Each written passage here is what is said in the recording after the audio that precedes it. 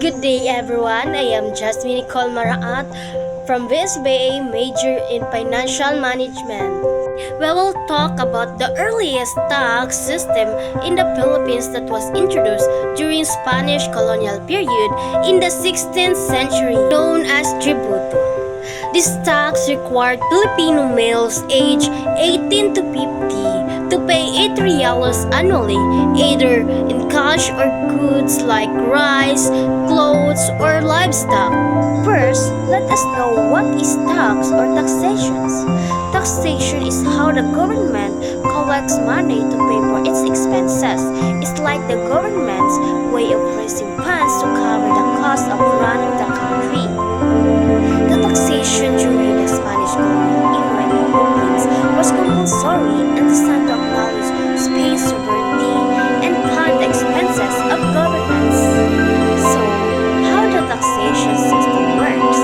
The system relied on the variety of taxes typically paid by the people. So today, let's explore how tributo was introduced, how it works, and how it affects the lives of Filipino during Spanish colonial periods.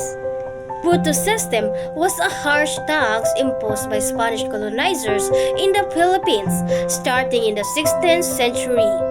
Under the system, Filipinos men aged 18 to 50 were forced to pay 8 reals annually, either in cash, goods, or livestock.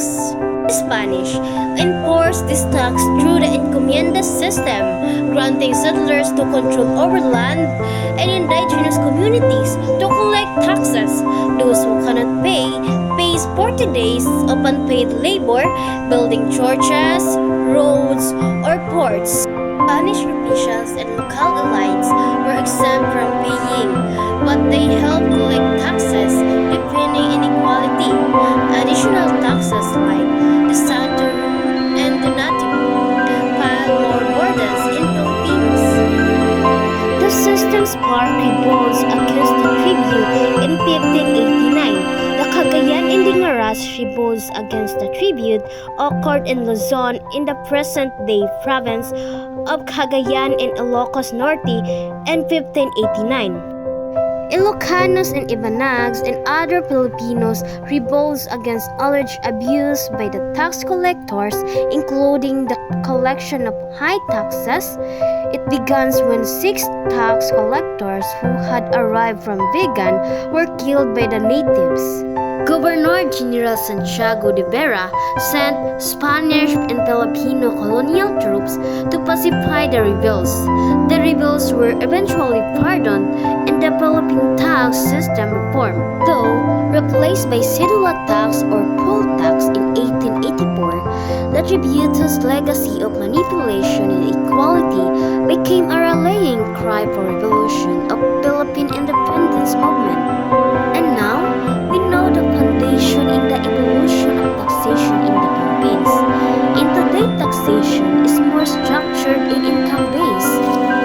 We have the Bureau of Internal Revenue, or BIR, and tax laws like trade law that aim to make the system more fair and efficient. Unlike the tributo tax system, but similar issues still exist. People question whether taxes are being used properly and whether the system is just. So, what can we learn? History teaches us that taxation's legitimacy depends on the transparency and benefits to the people.